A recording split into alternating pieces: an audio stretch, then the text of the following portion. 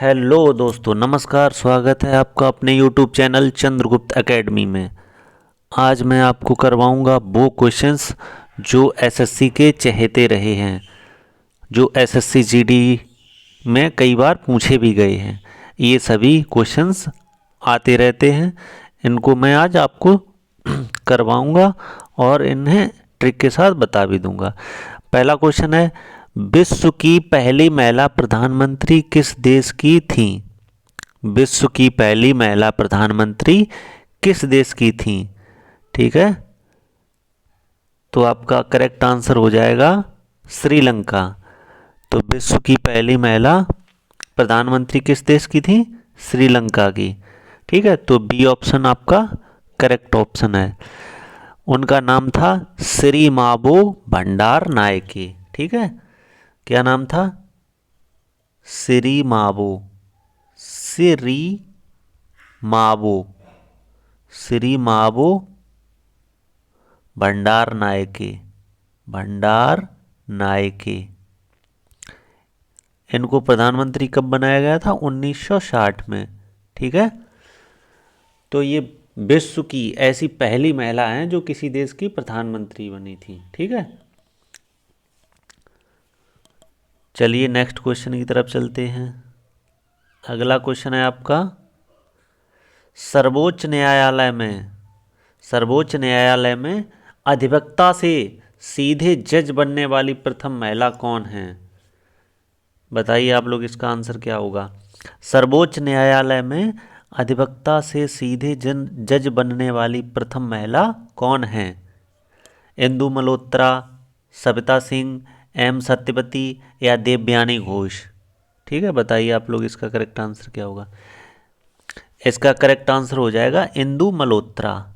इंदु मल्होत्रा सर्वोच्च न्यायालय में अधिवक्ता से सीधे जज बनने वाली प्रथम महिला हैं। इनसे पहले ऐसा कभी नहीं हुआ था। ठीक है, कब बनाया गया था इनको जज? 27 अप्रैल 2018 को, 27 अप्रैल 2018, 27 अप्रैल 2018 को अधिवक्ता से ये सीधे जज बनी थी। ठीक है, कौन? इंदु मल्होत्रा। ठीक है, क्लियर हुआ? चलिए नेक्स्ट क्वेश्चन की तरफ बढ़ते हैं। अगला क्वेश्चन है आपका, रोहिणी होने का क्या कारण है, या रोहिणी किसके कारण होता है? सबसे पहले तो आप समझिए रोहिणी क्या है। रोहिणी को गलघोंटू भी कहते हैं या डिप्थीरिया। ठीक है, इसीलिए मैंने ये क्वेश्चन डाला है कि अगर सिर्फ रोहिणी आ जाए तो आप कंफ्यूज ना हो कि रोहिणी क्या है। ठीक है, रोहिणी एक रोग है ये, और इसके अन्य नाम क्या हैं? रोहिणी के अन्य नाम हैं गलघोंटू या डिप्थीरिया। ठीक है, ये किसके कारण होता है रोहिणी? विषाणु के कारण या जीवाणु के कारण या जल प्रदूषण के कारण या इनमें से कोई नहीं? ठीक है, बताइए आप लोग। तो रोहिणी या गलघोंटू ये होता है जीवाणु के कारण। तो आपका बी ऑप्शन हो जाएगा। किसके कारण होता है? जीवाणु के कारण। कौन से जीवाणु के कारण होता है?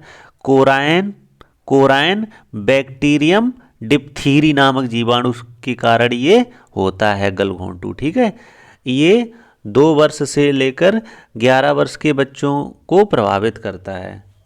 वे बच्चे जिनकी उम्र 2 वर्ष से 11 वर्ष के बीच होती है उनको ये प्रभावित करता है। ठीक है,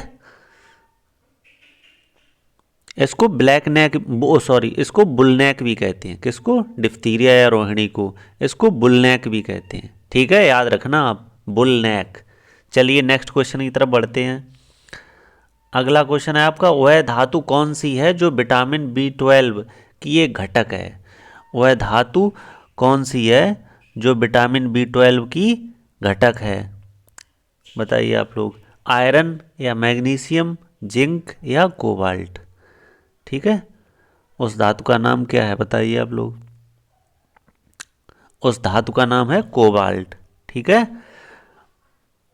कोबाल्ट धातु जो है विटामिन B12 की एक घटक है। ठीक है, B12 का रासायनिक नाम क्या है? इसको कोबालमिन भी कहते हैं। ठीक है, B12 जो विटामिन है उसको और क्या कहते हैं? कोबालमिन। ठीक है, चलिए नेक्स्ट क्वेश्चन की तरफ बढ़ते हैं। आपका अगला क्वेश्चन है लैक्टोज किसमें पाया जाता है? लैक्टोज किसमें पाया जाता है? गाजर में या अंगूर में या दूध में या सिरका में? बताइए। ये क्वेश्चन बहुत पूछा जाता है, ये हर एग्ज़ाम में पूछा जाता है, ना सिर्फ एसएससी का तो चहेता है ही ये क्वेश्चन, बाकी और भी बहुत से एग्ज़ाम्स में ये पूछा गया है कि लैक्टोज किस में पाया जाता है। तो लैक्टोज पाया जाता है दूध में। लैक्टोज किस में पाया जाता है? दूध में। तो आपका सी ऑप्शन करेक्ट हो जाएगा। दूध में लैक्टोज पाया जाता है। गाजर में क्या होता है? विटामिन ए होती है। गाजर में क्या होता है? विटामिन ए, ठीक है। और जो सिरका होता है, सिरका उसमें होता है एसिटिक एसिड। ये भी बहुत पूछा जाता है, सिरके में कौन सा एसिड होता है? Acetic acid.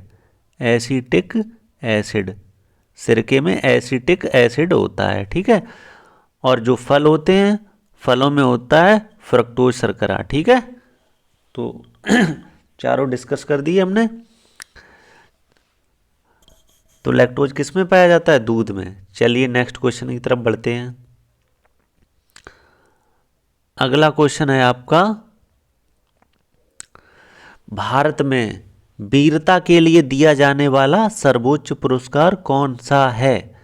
भारत में वीरता के लिए दिया जाने वाला सर्वोच्च पुरस्कार कौन सा है? भारत रत्न या महावीर चक्र, परमवीर चक्र या अर्जुन पुरस्कार, ठीक है। तो वीरता की बात हो तो सबसे बड़ा पुरस्कार होता है परमवीर चक्र, ठीक है। और सबसे बड़ा नागरिक सम्मान बोला जाए तो भारत रत्न होगा। और वीरता की बात हो तो सबसे बड़ा पुरस्कार होता है भारत में परमवीर चक्र, ठीक है। कौन सा होता है? परमवीर चक्र, ठीक। अच्छा, आप ये लोग बताइए कि ये जो भारत रत्न है इसकी स्थापना कब हुई थी? भारत रत्न की स्थापना हुई थी 2 जनवरी 1954। कब हुई थी? 2 जनवरी 1954। क्यों हम भारत रत्न का इसलिए बता रहे हैं क्योंकि ये पूछा जाता रहता है कि भारत रत्न की स्थापना कब हुई थी। तो 2 जनवरी 1954 में हुई थी। किसने की थी? डॉक्टर राजेंद्र प्रसाद ने। डॉक्टर राजेंद्र प्रसाद के द्वारा इसकी स्थापना की गई थी। चलिए नेक्स्ट क्वेश्चन की तरफ बढ़ते हैं। हाँ, और आप लोग मेरा ये चैनल सब्सक्राइब कर लीजिए, क्योंकि इस चैनल पर आपको जीएस स्टैटिक जी के ट्रिक के साथ पढ़ाई जाएगी। हमें जहाँ भी ज़रूरत महसूस होगी कि इसमें ट्रिक की ज़रूरत है, तो वो आपको ट्रिक के साथ क्लास में तुरंत ही याद करवा दी जाती है, ठीक है। तो आप हमारे इस चैनल को सब्सक्राइब कर लीजिए, जब भी कोई वीडियो डालेंगे तो आपसे नोटिफिकेशन पहुंचेगा, ठीक है।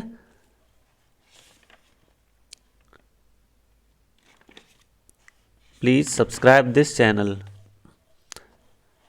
चलिए नेक्स्ट क्वेश्चन है आपका, भारत में राष्ट्रीय आय का संकलन कौन करता है? भारत में राष्ट्रीय आय का संकलन कौन करता है? योजना आयोग या वित्त आयोग या भारतीय सांख्यिकी संस्थान या केंद्रीय सांख्यिकी संगठन? बताइए।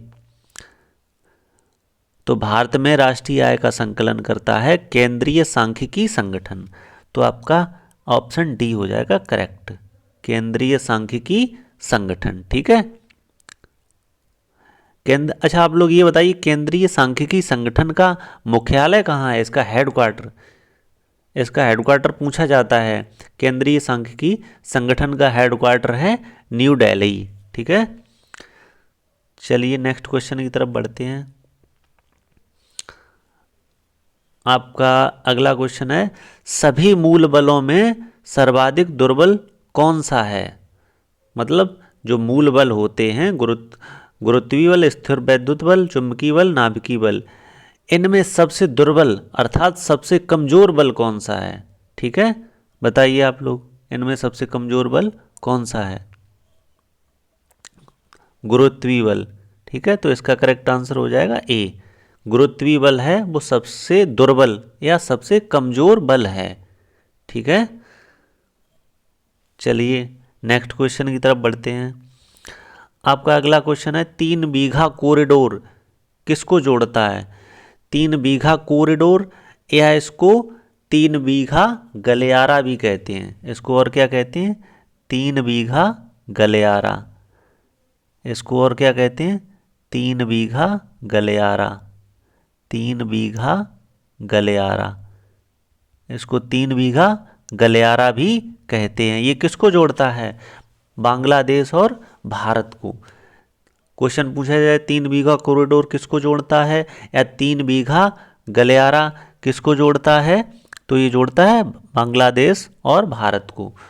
तो आपका डी ऑप्शन करेक्ट आंसर हो जाएगा। चलिए नेक्स्ट क्वेश्चन की तरफ बढ़ते हैं। आपका 10वां प्रश्न है, चित्तौड़ में विजय स्तंभ का निर्माण किसने किया था? चित्तौड़ में विजय स्तंभ का निर्माण किसने किया था? ठीक है, बताइए आप लोग इसका करेक्ट आंसर क्या होगा? महाराणा प्रताप या राणा संग्राम सिंह या राणा कुंभा या राणा रतन सिंह? ठीक है, तो इसका करेक्ट आंसर हो जाएगा राणा कुंभा। ठीक है, option number C is the correct answer. Rana Kumbha ने जो चित्तौड़ में विजय स्तंभ है उसका निर्माण किया था। ठीक है, इस विजय स्तंभ का निर्माण 1942 से 1949 तक चला था। ठीक है, और निर्माण कराया किसने था? राणा कुंभा ने। ये कहाँ के राजा थे? मेवाड़ के राजा। ठीक है, ये मेवाड़ के राजा थे राणा कुंभा। ठीक है, चलिए नेक्स्ट क्वेश्चन की तरफ बढ़ते हैं। आपका अगला क्वेश्चन है, वायुमंडल में नाइट्रोजन की प्रतिशतता कितनी होती है? वायुमंडल में नाइट्रोजन की प्रतिशतता कितनी होती है? आपका करेक्ट आंसर है 78.03%। किसी किसी बुक में थोड़ा पॉइंट्स के बाद थोड़ा डिजिट चेंज भी होती है, जैसे 78.09 है। ठीक है, या किसी में कुछ और भी हो तो पॉइंट के बाद थोड़ा बहुत चेंज भी होता है, क्योंकि कुछ बुक्स हैं तो उसमें भी डिफरेंट डिफरेंट दिया गया है। ठीक है, तो 78.03% आपका करेक्ट आंसर हो जाएगा। चलिए नेक्स्ट क्वेश्चन की तरफ बढ़ते हैं।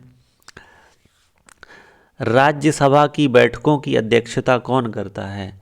राज्यसभा की बैठकों की अध्यक्षता कौन करता है? बताइए आप लोग इसका करेक्ट आंसर क्या होगा? राष्ट्रपति, उपराष्ट्रपति, प्रधानमंत्री या लोकसभा अध्यक्ष? तो राज्यसभा की जितनी बैठकें होती हैं उनकी अध्यक्षता कौन करता है? उपराष्ट्रपति। ठीक है, जो हमारे उपराष्ट्रपति हैं वो ही राज्यसभा की बैठकों की अध्यक्षता करते हैं। ठीक है, और उपराष्ट्रपति कौन होते हैं? राज्यसभा का पदेन अध्यक्ष होता है ये। ठीक है, चलिए नेक्स्ट क्वेश्चन की तरफ। SEZ या सैज का पूर्ण रूप क्या है? सैज का पूर्ण रूप क्या है? स्मॉल इकोनॉमिक जोन या सोशल इकोनॉमिक जोन या स्पेशल इकोनॉमिक जोन या सर्विस एंड इकोनॉमिक जोन? बताइए आप लोग इसका करेक्ट आंसर क्या होगा? तो इसका पूरा SEZ इसका पूरा नाम होता है special economic zone. Special economic zone अर्थात आपका सी ऑप्शन करेक्ट हो जाएगा। ठीक है, ये जो सेज है निर्यात को बढ़ावा देने के लिए इस अधिनियम को 2005 में पारित किया गया था। इसकी शुरुआत हुई थी। ठीक है, कब? 2005 में चीन से शुरुआत हुई थी इसकी, और इसका उद्देश्य क्या है? निर्यात को बढ़ावा देना। ठीक है, तो अगर आपको मेरे कराए हुए क्वेश्चंस पसंद आए हों, ठीक है, तो मेरे YouTube चैनल चंद्रगुप्त एकेडमी को सब्सक्राइब कर लीजिए। ठीक है, okay, bye bye, thank you, take care.